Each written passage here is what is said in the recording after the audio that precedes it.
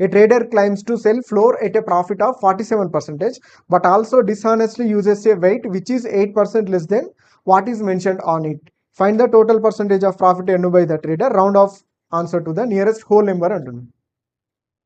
ఓకేనా.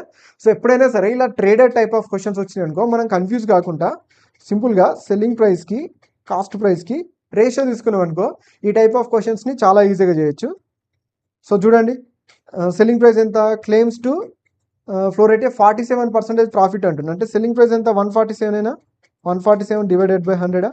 నెక్స్ట్ ఇంకేమంటుండు, but also dishonestly uses a weight which is 8% less than what is mentioned అంటుంది. Okay, so అంటే 8% తక్కువ mention చేసినట్టు ఆయన కాస్ట్ ఎంత 8% తక్కువనే పడుతుంది కదా, అంటే 100 అనుకున్నట్లయితే వానికి కాస్ట్ 92నే పడుతుంది, కానీ అమ్మడం మాత్రం ఎంతకు అమ్ముతుండు, 100కి అమ్ముతుండు అన్నట్టు. ఓకే, సో ఇప్పుడు ఏం అడుగుతుండు, దెన్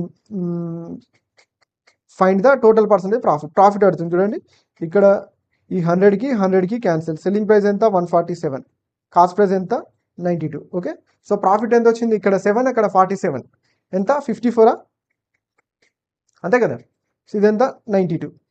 ఓకే, సో ఇలా వచ్చినప్పుడు మనం పర్సంటేజెస్ కనుక్కోవాలంటే సింపుల్గా కింద 92 ఉంది కదా, సో దాంట్లో 50% ఎంత మనకి ఇక్కడ 46, 50% 46, ఇంకొక 5% యాడ్ చేయండి. సో ఎందుకంటే ఆప్షన్లలో 55 ఉంది కదా, చూద్దాం. సో ఇంకొక 5% ఎంత 4.6 యాడ్ చేసి ఎంత వస్తుంది నాకు ఇక్కడ 50.6. ఇలాంటివి మైండ్లో చేసుకోవాలన్నట్టు, జస్ట్ మీకు ఇప్పుడు చెప్తున్నా. సో 50.6 అంటే మన ఆన్సర్ 55 కాదు, కంపల్సరీ 55 కంటే ఎక్కువనే. సో ఇంకొక 5% యాడ్ చేస్తున్నా, ఇంకొక 5% ఎంత 4.6, అంటే ఇంకొక 5 యాడ్ చేస్తే ఎంత నాకు ఇక్కడ.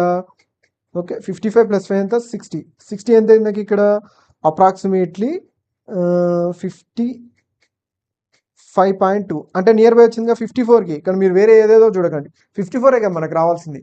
ఓకే, 55.2 అంటే 60కి దగ్గర వచ్చింది, అంటే 60కి ఆల్మోస్ట్ కొంచెం తక్కువ, కానీ నియరెస్ట్ అంటున్నాడు కాబట్టి మనకి